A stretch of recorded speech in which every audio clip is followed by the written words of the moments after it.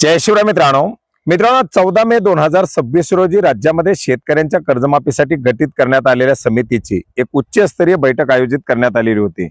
या बैठकीकडे राज्यातील शेतकऱ्यांचं लक्ष लागलेलं होतं। आज मंत्रिमंडळाची बैठक देखील पार पडली आणि या उच्चस्तरीय समितीच्या बैठकीमधील आलेल्या अहवालानंतर राज्यातील शेतकऱ्याच्या आलेल्या माहितीच्या आधारे आजच्या मंत्रिमंडळामध्ये शेतकऱ्यांच्या कर्जमाफीची घोषणा केली जाईल अशा प्रकारे सर्वांना या ठिकाणी लक्ष लागलेलं होतं आणि तशा प्रकारच्या शक्यता देखील वर्तवण्यात आलेल्या होत्या। राज्यामध्ये मार्च महिन्याचा थकीत असलेला लाडकी बहीण योजनेचा हप्ता वितरित करण्यात आलेला आहे। एप्रिल महिन्याचा हप्ता बाकी आहे। काही महिला लाभार्थ्यांचा जानेवारी फेब्रुवारी महिन्याचा हप्ता बाकी आहे। मित्रांनो, याचबरोबर आपण पाहिलेले की नमो शेतकरी योजनेचा 8वा हप्ता वितरित करण्यात आलेला आहे। 9वा हप्ता अद्याप वितरित करण्यात आलेला नाही आणि या सर्वांच्या पार्श्वभूमीवर शेतकऱ्यांना लक्ष लागलेले ते म्हणजे नमो शेतकरीच्या पुढील हप्त्याचं सुद्धा, कारण खरीपाच्या हंगामापूर्वीच हप्ता जर वितरित केला तर शेतकऱ्यांना एक मोठा दिलासा मिळू शकतो।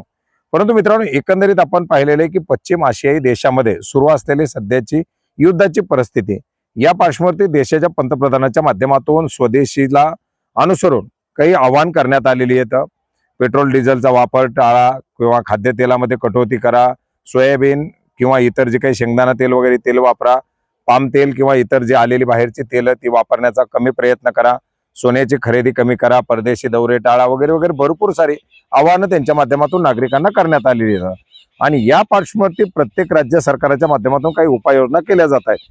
परंतु महाराष्ट्र सरकार खूपच त्याच्यामध्ये अग्रेसर आहे। त्यांच्या माध्यमातून ताबडतोब उपाययोजना आखल्या, त्याच्या संदर्भातील GRE निर्गमित केला।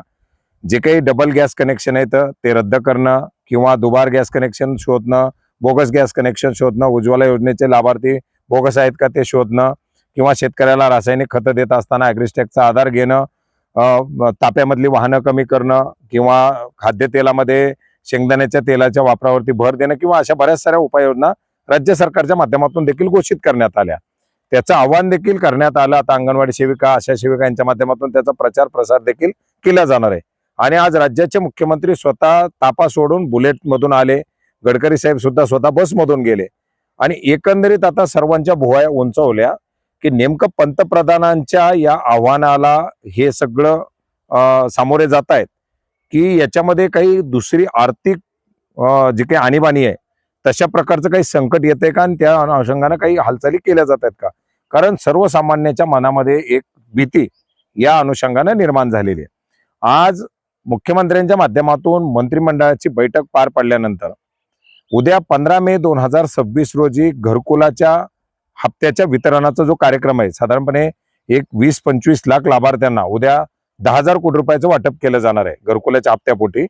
तो नियोजित साताऱ्यामधील कार्यक्रम फक्त पार पाडला जाणार आहे आणि इथून पुढे 6 महिने कुठलाही मोठा शासकीय कार्यक्रम आयोजित केला जाणार नाही अशा प्रकारची माहिती त्यांच्या माध्यमातून देण्यात आलेली आहे।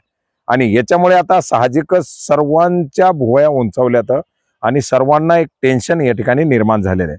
मग जर अशा प्रकारे जर खर्चिक कामं टाळली जात असतील तर याच्या माध्यमातून मुख्यमंत्र्यांना दाखवून काय द्यायचंय? आता डिझेल पेट्रोल वाहनाची संख्या कमी करणं किंवा इतर काही कार्यक्रम हे करणं वगैरे वगैरे बाबी ठीक आहेत, परंतु शासकीय कार्यक्रम सुद्धा जे VCच्या माध्यमातून सुद्धा केले जाऊ शकतात अशा कार्यक्रम सुद्धा पुढील 6 महिने कुठलेही मोठे शासकीय कार्यक्रम घेतले जाणार नाहीत अशा प्रकारे सांगितल्यामुळे आता साहजिकच एक प्रश्न निर्माण झालेला आहे की हे जे काही योजना आणि हे जे काही सर्वजण वाट पाहत आहेत यांचं पुढे नेमकं काय होणार? कारण शेतकरी कर्जमाफीला गेल्या 6-7 महिन्यापासून आपण पाहिलेले पुढे ताणत आणलेले, आता उच्चस्तरीय समितीचा अहवाल सादर झाला, बँकाच्या माध्यमातून माहिती देण्यात आली, त्याच्या संदर्भातील वारंवार बैठक आयोजित केल्या जातात। खरीपाचा हंगाम तोंडावरती आलाय, परंतु त्याच्या संदर्भातील एक बृहशब्द सुद्धा काढण्यात आलेला नाहीये। लाडकी बहीण योजनेच्या हप्ता वितरणामध्ये शासनाची 3दा तिरपीट झालेली आहे। नमो शेतकरीचा हप्ता हा आता जवळजवळ दुसऱ्या हप्त्याचा सुद्धा टाइम पिरियड संपत आलेला आहे। मग अशा प्रकारे आता या थकीत गोष्टी जर पूर्ण सरकार करू शकत नसेल तर येणाऱ्या काळामध्ये शेतकऱ्यांना पीक विम्याची योजना असेल, येणाऱ्या काळामध्ये शेतकऱ्यांना कृषी निविष्ठा अनुदान असतील किंवा त्याच्या अंतर्गत आपण पाहिलं तर वेगवेगळ्या महाडीबीटीच्या माध्यमातून राबवल्या जाणाऱ्या योजना असतील, शेतकऱ्यांसाठी घोषित केलेली कृषी समृद्धी योजना असेल, या सर्व योजनांचं पुढे नेमकं काय होणार आहे हा एक मोठा प्रश्न या ठिकाणी आता पडलेला आहे। तर फक्त पेट्रोल डिझेलच्या माध्यमातून आपलं जे काही चलन डॉलर सोने खरेदीच्या माध्यमातून वगैरे काही जे काही आर्थिक जो ताण येतोय हा जर कमी करण्याचा उद्देश असेल तर त्याचं सर्वसामान्य स्वागत करतील. परंतु जर एकंदरीतच आर्थिक स्थिती जर एवढी ढासळलेली असेल किंवा तशी जर परिस्थिती समोर येत असेल तर मात्र काळ खूप भयानक असा असणार आहे. आणि याच्यामुळे याच्या संदर्भात क्लिअर असं स्पष्टीकरण स्वतः मुख्यमंत्र्यांनी किंवा स्वतः पंतप्रधानांनी देणं गरजेचं आहे, जेणेकरून नागरिकांचं म्हणजे देशातील राज्यातील सर्व नागरिकांचं एक कुठेतरी समाधान होईल. अन्यथा आर्थिक मंदी येते किंवा दुसरेच काहीतरी परिणाम दिसून यायला लागलेले आहेत. अशा प्रकारचं एक गैरसमज किंवा अशा प्रकारच्या अफवा आता उधाण येऊ शकतं आणि त्याचा एक मोठा परिणाम देशातील शांततेवरती होऊ शकतो. धन्यवाद.